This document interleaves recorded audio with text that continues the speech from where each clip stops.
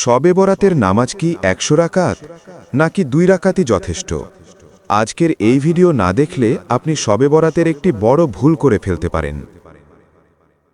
চলুন কোরআন ও সহিহ হাদিসের আলোকে পরিষ্কারভাবে জেনে নিই। আসসালামু আলাইকুম ওয়া রাহমাতুল্লাহি ওয়া বারাকাতুহু। প্রিয় ভাই ও বোনেরা, শবে বরাত এমন একটি বরকতময় রাত যে রাতে আল্লাহ তাআলা তার বান্দাদের ক্ষমা করেন, রহমতের দরজা খুলে দেন। কিন্তু দুঃখজনক হলেও সত্য, এই রাত নিয়ে আমাদের সমাজে অনেক ভুল ধারণা ও বিভ্রান্তি ছড়িয়ে আছে। আজকের ভিডিওতে আমরা জানব শবে বরাতের নামাজ কত রাকাত, নামাজ পড়ার সঠিক নিয়ম, কোন ভুলগুলো আমাদের এড়িয়ে চলা উচিত। ভিডিওটি শেষ পর্যন্ত দেখার অনুরোধ রইল। মূল প্রশ্ন, শবে বরাতের নামাজ কি ফরজ?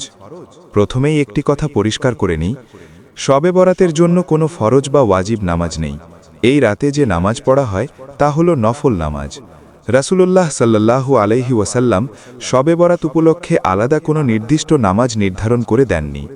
শবে বরাতের নামাজ কত রাকাত?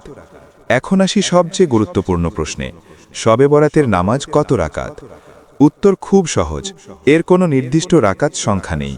আপনি চাইলে পড়তে পারেন ২ রাকাত, ৪ রাকাত, ৬ রাকাত, ৮ রাকাত বা তার বেশি। ২ রাকাত করে পড়াই উত্তম ও সহজ পদ্ধতি। অনেক জায়গায় বলা হয় শবে বরাতের নামাজ ১০০ রাকাত পড়তেই হবে।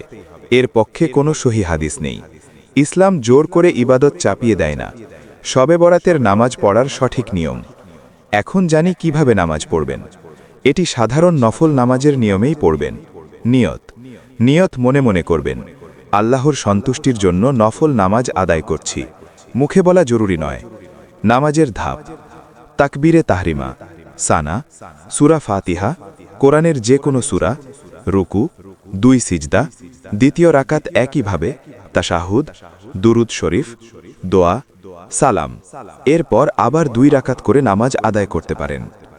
প্রিয় দর্শক, মনে রাখবেন, শবে বরাত শুধু নামাজের রাত নয়, এটি ক্ষমা চাওয়ার রাত।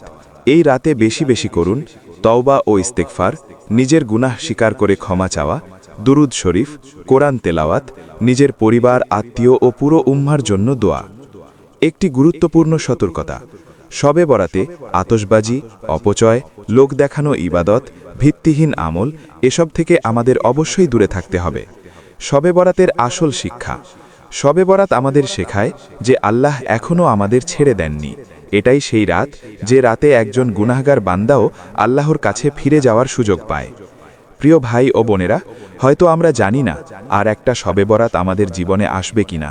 চলুন এই রাতটাকে আমাদের জীবনের মোড় ঘোরানোর রাত বানাই। আল্লাহ তাআলা যেন আমাদের সবাইকে ক্ষমা করে দেন। আমিন। ভিডিওটি ভালো লাগলে লাইক দিন, বন্ধুদের সাথে শেয়ার করুন, চ্যানেল সাবস্ক্রাইব করে পাশে থাকুন।